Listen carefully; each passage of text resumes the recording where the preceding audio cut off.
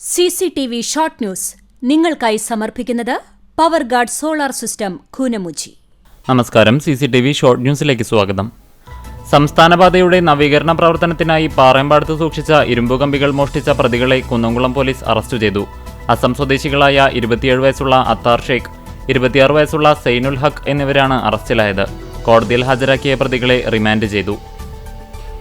Thrissur revenue ജില്ലാ കലോത്സവത്തിന് ഇരിങ്ങാലക്കുടയിൽ തുടക്കമായി. 36ാം ജില്ലാ സ്കൂൾ കലോത്സവം നഗരത്തിലെ 22 വേദികളിലായാണ് നടക്കുന്നത്.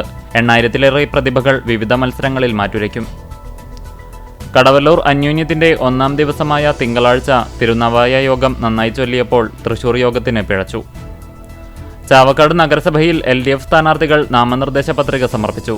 രാവിലെ 18ാം വാർഡിലെ PI വിശ്വംഭരനാണ് ആദ്യ പത്രിക സമർപ്പിച്ചത്.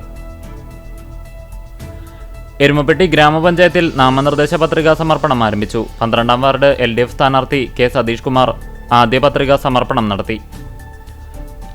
മലങ്കര സഭയുടെ തിരുവനന്തപുരം ഭദ്രാസന സഹായ മെത്രോപ്പൊലീത്തയായി കുന്നംകുളം ഭദ്രാസന ഇടവകയുടെ ഡോക്ടർ ഗീവർഗീസ് മാർ യൂലിയോസ് മെത്രോപ്പൊലീത്തയെ നിയമിച്ചു.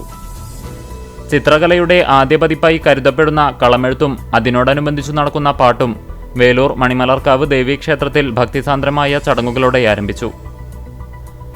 ഗുരുവായൂരിൽ ഏകാദശി മണ്ഡലകാലത്തോടനുബന്ധിച്ച് നഗരസഭയുടെ നേതൃത്വത്തിൽ ഫസ്റ്റ് എയ്ഡ് ബൂത്ത് തുടങ്ങി. കിഴക്കേനടയിൽ നഗരസഭയുടെ കാര്യാലയത്തിന് സമീപത്താണ് 24 മണിക്കൂറും പ്രവർത്തിക്കുന്ന പ്രഥമ ചികിത്സാ സൗകര്യം ഒരുക്കിയിട്ടുള്ളത്. കുന്നംകുളം മലങ്കര മെഡിക്കൽ മിഷൻ ആശുപത്രിയിൽ ദേശീയ അപസ്മാര ദിനം ആചരിച്ചു. തൊഴിയൂർ ആവേൻ ഭഗവതി ക്ഷേത്രത്തിലെ വൃശ്ചിക മാസത്തിലെ കൂറയിടൽ ചടങ്ങ് ഭക്തിസാന്ദ്രമായി നടന്നു.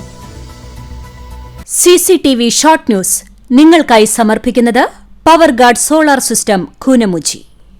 ഇതോടെ ഷോർട്ട് ന്യൂസ് സമാപിക്കുന്നു. കൂടുതൽ വാർത്തകൾക്കും വിശേഷങ്ങൾക്കും ഞങ്ങളുടെ web page, Facebook page, YouTube എന്നിവ സന്ദർശിക്കുക. തത്സമയ വാർത്തകൾക്കായി www.cctv online.tv സന്ദർശിക്കുക. നമസ്കാരം.